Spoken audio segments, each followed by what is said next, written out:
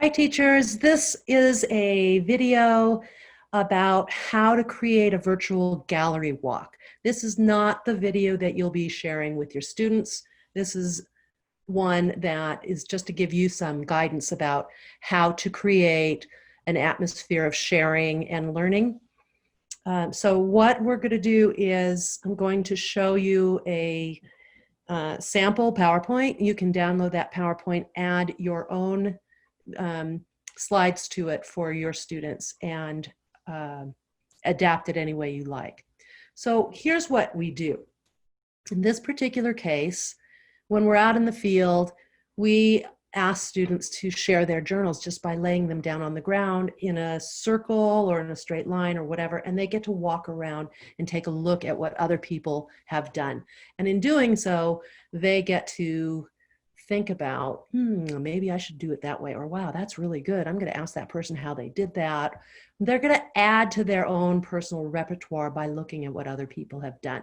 They're going to be looking both at the strengths and the weaknesses of each journal entry and comparing and contrasting themselves with them.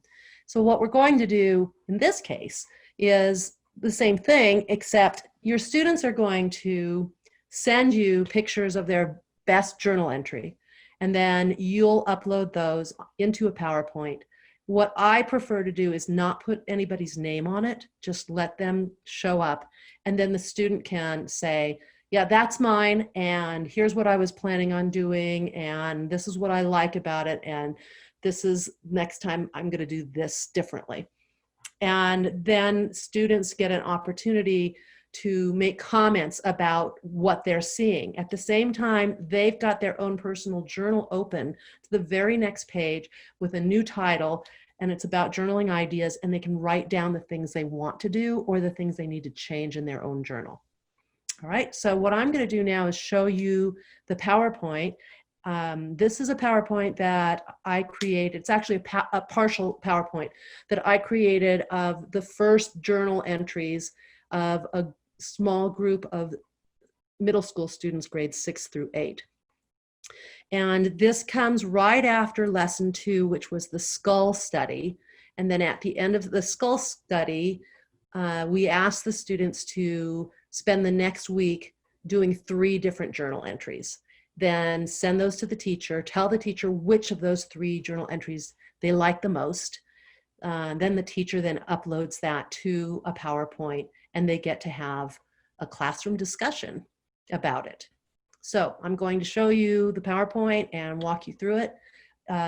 Feel free to download this PowerPoint, remove the slides that have some of these journal entries, and use your own students. And again, remember that this is their very first journal entry exercise. So what we're going to see over time is that they're going to get better and better. I recommend that either after every lesson or after every few lessons, that you do a virtual gallery walk with your students so that they can take a look at the improvements and changes and new ideas. Okay. So again, this is a sample. You can change this title page any way you like it. But the first few slides are the instructions, and this is your opportunity to use these written instructions and include in there other thoughts that you have that you want to stress with your kids. You know your kids best. You know what they need. This can be very intimidating to kids, to adults as well, to show their work and have other people talk about it. So we want to be really mindful that that students can feel vulnerable about it, and we want to make it a positive experience, because the idea of journaling is to increase observation skills and increase curiosity. And if they're worried that they're going to be judged, all of that's going to be quashed.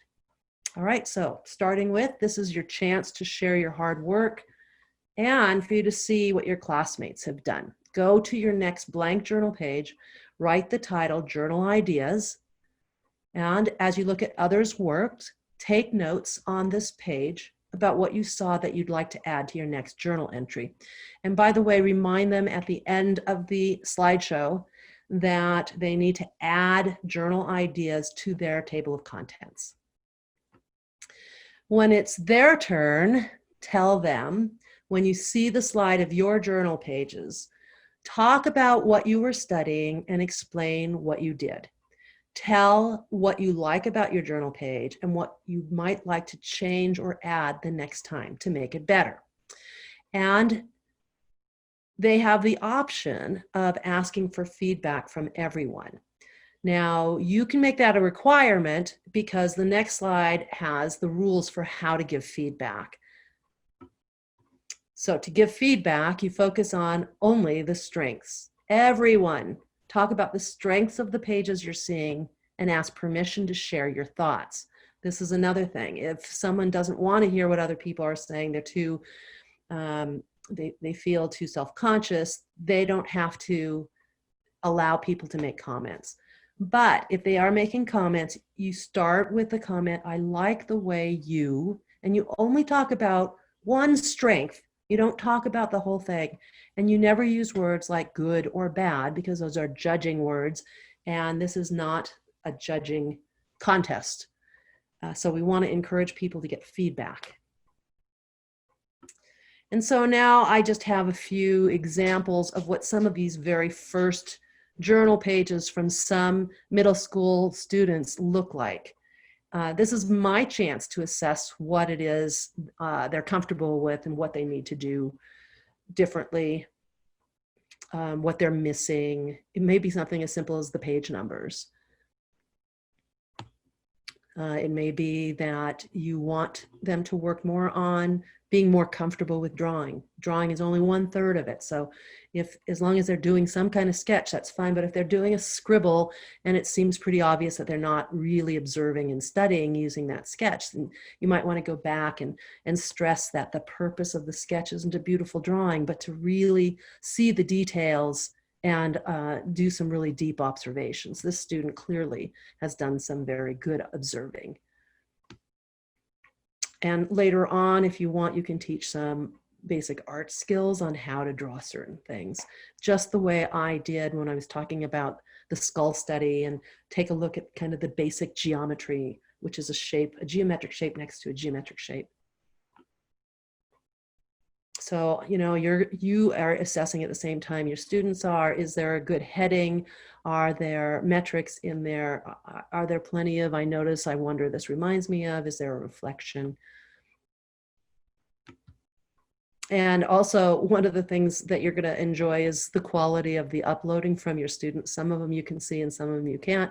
And the students get a chance to see that too, so they can start working on some of their tech skills as well. This is a wonderfully integrated process.